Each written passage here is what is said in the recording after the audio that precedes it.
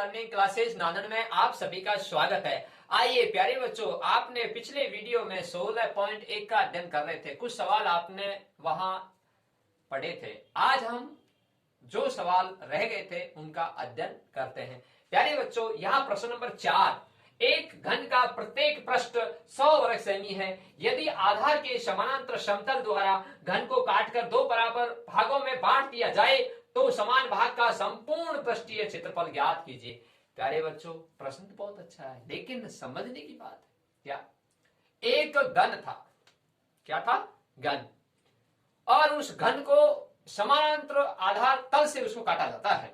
ठीक, जब उसको काट दिया जाता है और जब उसके दो भाग हो जाते हैं बराबर, ऐसे था, उसको काटा, ऐसे हो गया, तो अब उसकी लंबाई बढ़ गई।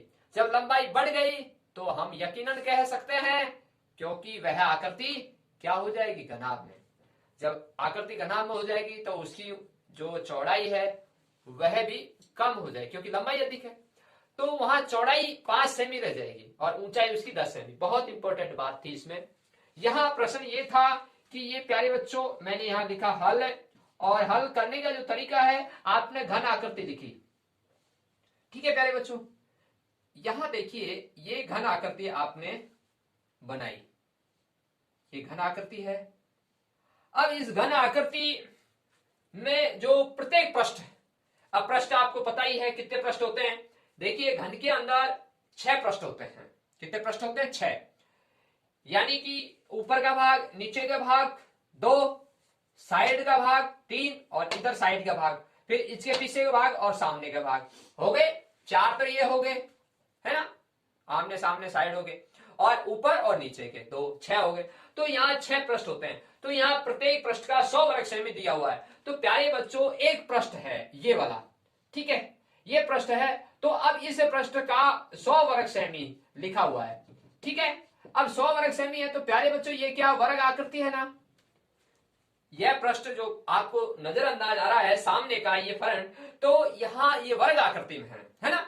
अब वर्ग आकृति में हम अच्छी तरह जानते हैं कि भुजा गुना भुजा, ठीक है, जब भी उसका क्षेत्रफल निकलता है। अब ये पता कैसे चला? यहां वर्ग सेमी लिखा हुआ है ना।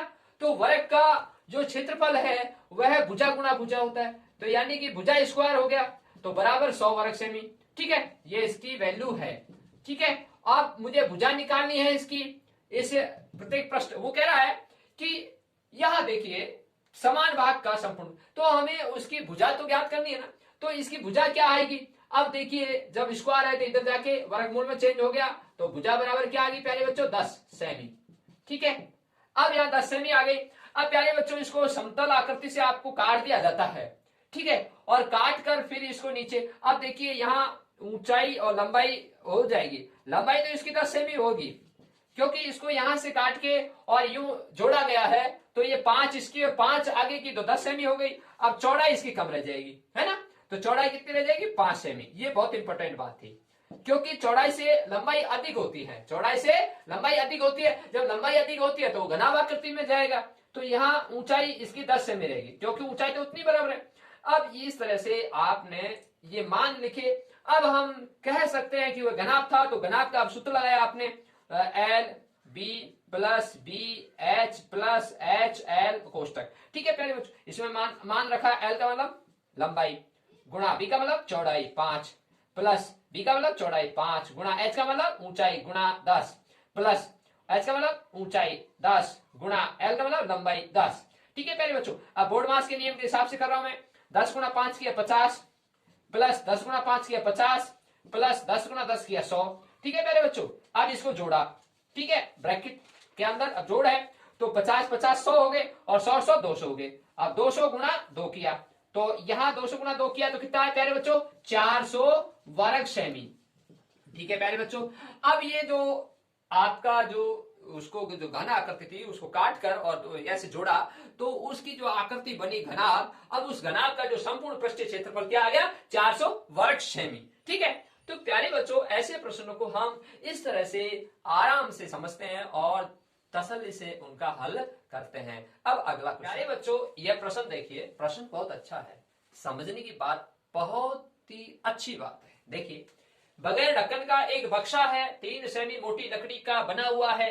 इसकी बाहरी लंबाई 146 सेमी, चौड़ाई 116 सेमी और ऊंचाई 83 सेमी। इसके अंदर की और पेंट कराना है, यानी कलर कराना है, रंग कराना है, उसका खर्चा ज्ञात करना है और उसके कलर की जो पेंट की दर है 2 रुपए प्रति 1000 वर्ग सेमी, यानी 1000 वर्ग सेमी का खर्चा है 2 रुपया। कहने का तात्पर्य यह है प्यारे बच्चों, प्रश्न ये था, एक बक्सा था, उसकी जो लंबाई थी बाहर से 146 है सेमी, उसकी जो चौड़ाई है 116 सेमी है, उसकी जो ऊंचाई है वो 83 सेमी है।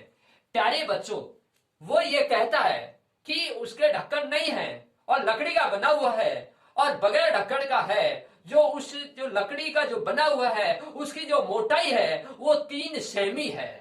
बहुत अच्छी बात है। बात यह है कि अंदर कलर कराना है, बाहर नहीं कराना। तो प्यारे बच्चों, जो अंदर कलर कराना है तो अंदर की नाप चाहिए, क्योंकि यहाँ तो बाहर की नाप है। यस, यहाँ हल इस तरह से होगा। हल लिखा आपने, पहले लिखा कि बाहरी नाप कितनी है, बाहरी नाप किसकी, लंबाई कितनी है 146, चौड़ाई कितनी है 116, ऊंचाई कितनी है 83, ये सेमी में है प्यारे बच्चों।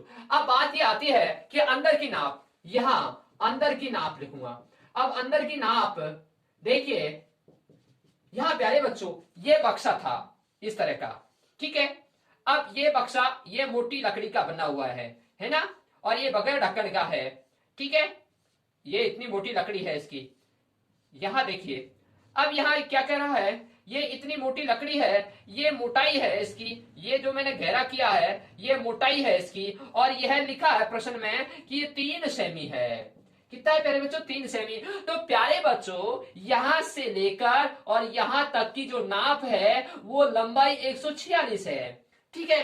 अब हमें तो अंदर की चाहिए यहां तक, बस ये अंदर की नाप चाहिए। तो प्यारे बच्चों, इधर की दीवार कितनी मोटी मोटी है, 3-3 सेमी की है, तो यह दीवार भी कटेगी और यह दीवार भी कटेगी, यानी 3-3 सेमी कटेगी। तो इसमें से हम 3 और 3 6 काट सकते हैं। अब चौड़ाई भी ऐसी कटेगी, क्योंकि उसमें तो 4 दीवार है, बक्से में 4 है ना, तो चारों तरफ है वो, तो चारों तरफ है। जैसे अपन कमरे के 4 दीवार को क्षेत्र पर पढ़ते थे, ठीक उसी प्रकार से इसमें है, ठीक है। तो यहाँ जो चौड़ाई में भी वही बात है ना। अब बात ये आती है ऊंचाई की। अब ऊंचाई में तो बगैर ढक्कन है और नीचे उसका पैंदा है, समतल है, ठीक है। तो बगैर ढक्कन का, ढक्कन नहीं है तो वहां अपन 3 ही कटेगा। क्यों? क्योंकि पैंदे का, क्योंकि ढक्कन नहीं है, ठीक है, बगैर ढक्कन का था, तो यहाँ 3। ये मोस्ट इंपोर्टेंट बात थी। तो अंदर की नाप आ गई 140, 110 और 80, ठीक है प्यारे बच्चों,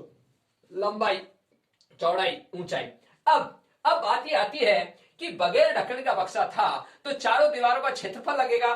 तो यहां हम जानते हैं 2 गुना लंबाई प्लस चौड़ाई और गुणा ऊंचाई, ठीक है। अब प्लस क्यों किया?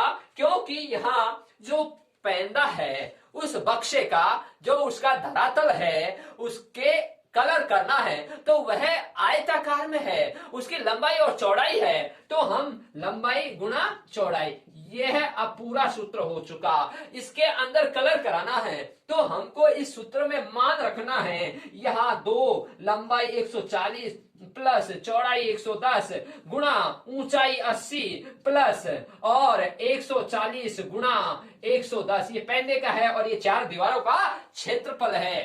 प्यारे बच्चों, इस तरह से अगर सवाल करते हो तो आपको गलती नहीं होगी। समझने की बात यही है। अब प्यारे बच्चों, ये सवाल हो चुका है। अब यहाँ देखिए, हम सबसे पहले बोर्ड मास के नियम के हिसाब से इसको हल करने जा रहे हैं। 140 प्लस 110 ये जोड़ा कितने आगे प्यारे बच्चों, 250, ठीक है। अब यहाँ देखिए, यहां मैं इसको हल कर रहा हूं इधर, तो यहाँ 250 और ये कोष्टक और भार कितना है 2, ठीक है, और अंदर कोष्टक। अब ये गुणा, कोष्टक खोला तो ये 80 गुणा में था, तो ये 80 और बाहर प्लस, और ये गुणा किया मैंने 140 गुणा 11, तो अपन प्यारे बच्चों 0 से गुणा करते हैं तो डबल 0 हो गई, ठीक है। तो यहाँ 2 0 है, 2 0 लगा दिया, 11 गुणा 4 किया, 11 चौक 44 होते हैं, और 11 कम 11 11 और 4 कितने हो गए 15, ठीक है प्यारे बच्चों।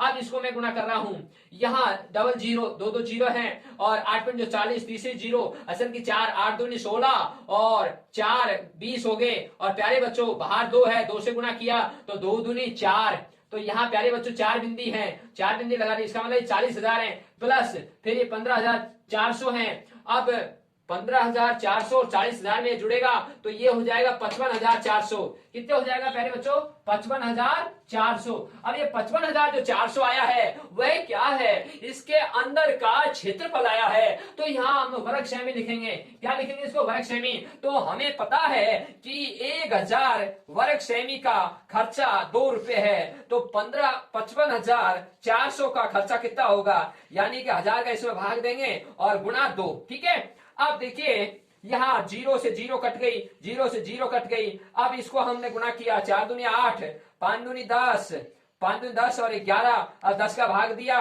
तो 110.8 यानी 80 पैसे भी लिख सकते हो। तो 110.1080 या 110.80 रुपए भी ऐसे भी लिख सकते हो। तो यह है, इतने पैसे लगेंगे उसके। ठीक है। तो यहां इस तरह से हम सवाल हल करते हैं। प्यारे बच्चों आप आराम से तसल्ली से इसको समझें, हल करें और जोड़ बाकी गुणा भाग में कोई गलती नहीं करें और आपका आंसर एक्यूरेट आएगा। 110 रुपए 80 पैसे भी लिख सकते हो या 110 पॉइंट यानी 10.80 रुपए भी लिख सकते हो। प्यारे बच्चों अगला क्वेश्चन, एक घनाभ की लंबाई चौड़ाई ऊंचाई का योग 19 सेमी तथा विकर्ण की लंबाई 11 सेमी है, तो घनाभ का संपूर्ण पृष्ठीय क्षेत्रफल ज्ञात कीजिए। ऐसा क्वेश्चन कंपटीशन में पूछा जाता है। बहुत ही अच्छा प्रश्न है। समझने की बात यह है प्यारे बच्चों, इसमें यह कहा है कि लंबाई चौड़ाई ऊंचाई का योग 19 है और लंबाई चौड़ाई ऊंचाई उस घनाभ का जब अपन विकर्ण निकालते हैं तो लंबी स्क्वायर प्लस चौड़ाई स्क्वायर प्लस ऊंचाई स्क्वायर और उसका रूट यानी वर्गमूल। तो इस तरह से हम उसका विकर्ण निकालते हैं। तो उसका विकर्ण कितना है? 11 सेमी। अब प्यारे बच्चों यहाँ घनाभ का संपूर्ण पृष्ठीय क्षेत्रफल पूछा गया है। आपको यहाँ लंबाई नहीं है, यहाँ चौड़ाई नहीं है, यहाँ ऊंचाई नहीं है। यस, अब प्रश्न अनुसार करते हैं हल। हल लिखा प्रश्न अनुसार, क्या दिया हुआ है? प्रश्न अनुसार यहां दिया हुआ है प्यारे बच्चों, लंबाई L प्लस B चौड़ाई प्लस H ऊंचाई बराबर 19। ठीक है। आगे क्या दिया हुआ है? लंबे square plus B square plus H square और इसका वर्गमूल बराबर 11। ये विकर्ण का सूत्र है घनाभ का। ठीक है। अब देखिए जब आपने इसको पढ़ा और घनाभ का विकर्ण का सूत्र लगाया और बराबर ये और लंब प्लस B प्लस H लंब चौड़ाई ऊंचाई का योग क्या? 19। प्रश्न अनुसार हो रहा है। अब देखिए यहां हमने लंबाई प्लस चौड़ाई प्लस ऊंचाई का हमने वर्ग किया। अब इस चीज को मैं खोलूंगा यानी कि L plus B plus H इसका वर्ग करूंगा तो हमको क्या प्राप्त होगा? L square plus B square plus H square plus 2 फिर कोष्टक L B plus B H plus H L कोष्टक। ठीक है। तो प्यारे बच्चों इसको खोलने पर यह चीज प्राप्त होती है। अब हमको प्रश्न अनुसार मान रखना है। यहां L plus B plus H बराबर क्या है? 19।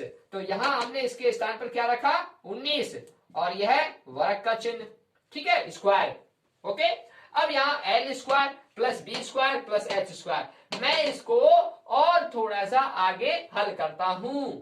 यहां देखिए ये वर्गमूल का चिन्ह है। अगर हम इस वर्गमूल को इधर भेजते हैं तो यह स्क्वायर में हो जाएगा। ठीक है।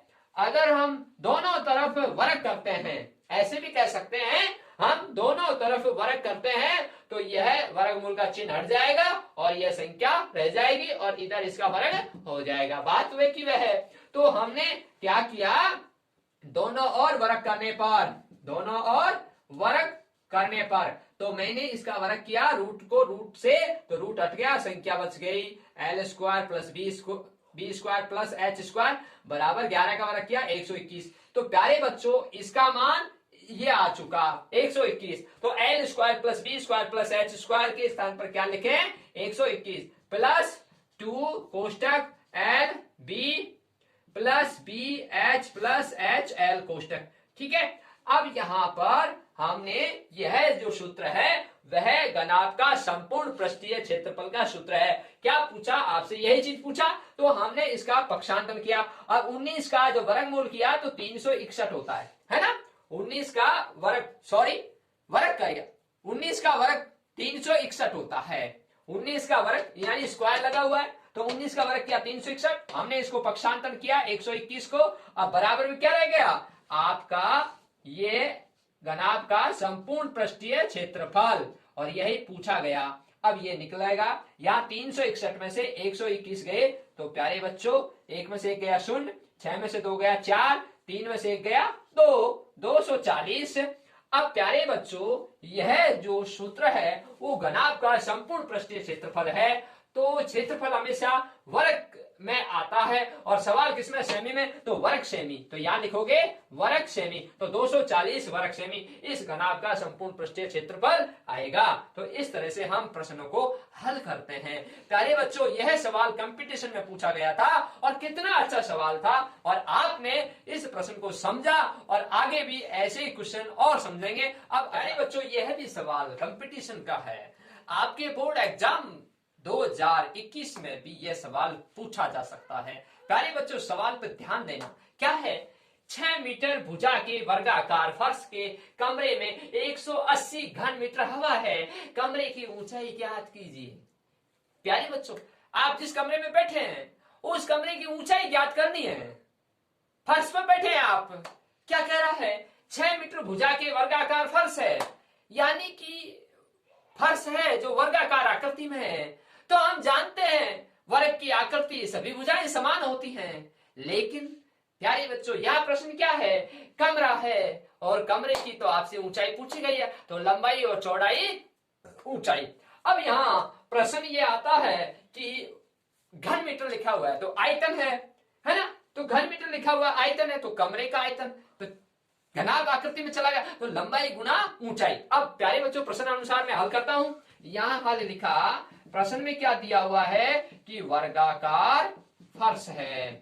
ठीक है प्यारे बच्चों, तो लंबाई 6 है और उसकी चौड़ाई भी 6 होगी क्योंकि वर्गाकार है इसलिए। ठीक है, तो माना कि कमरे की ऊंचाई h है। ठीक है, तो अब हम सूत्र क्या लिखेंगे, आयतन का, कमरे का आयतन का सूत्र लंबाई गुणा चौड़ाई गुणा ऊंचाई। ठीक है, अब मान रखा 6 गुणा 6 गुणा h बराबर आयतन। अब आयतन कितना लिखा हुआ 180 घन मीटर। ठीक है प्यारे बच्चों, तो यह 6 मीटर भुजा का वर्गाकार था, तो यह भी मीटर है और यह भी मीटर है। तो प्यारे बच्चों प्रश्न कहता है उसके अकॉर्डिंग। अब यहाँ बात यह है कि यहाँ लंबाई और चौड़ाई समान है और वर्गाकार फर्श है, और फर्श में जितनी वो 100 कमरे के अंदर की बात है उसमें इतनी हवा है, आयतन धारिता 180 घन मीटर, तो आपने भी वही लिखा। ठीक है, लंबाई गुणा चौड़ाई गुणा ऊंचाई तो बराबर आयतन, तो कमरे का आयतन यानी घनाभ का आयतन। अब यहाँ लंबाई गुणा चौड़ाई प्रश्न अनुसार लिखा और माना कि h ऊंचाई, तो यहाँ h तो निकालना है, तो h बराबर 180 बटे 6 गुणा 6, यानी 6 गुणा 6 करके 36 भी लिख सकते थे, और आप ऐसे भी हल कर सकते हैं। 6 का भाग दिया 18 में, सीधा तरीका 6 18 और शून्य लगाई, फिर 6 का भाग 30 में दिया, 6 पंजो 30, कितना आसान है। तो h बराबर 5 मीटर। मीटर क्यों आया, क्योंकि मीटर में सवाल है, तो 5 मीटर उसकी ऊंचाई आ चुकी है। तो प्यारे बच्चों यह आपका उत्तर। अब आपको ऐसे प्रश्नों को हल जब करते हैं तो थोड़ा समझें, समझ कर ही हल करें, और इस चैनल के माध्यम से आपको पूरी कोशिश की जाएगी, आपको और अच्छे ढंग से सवाल समझाए जाएंगे। और प्यारे बच्चों इस चैनल को सब्सक्राइब करना ना भूलें। सभी बच्चों को धन्यवाद।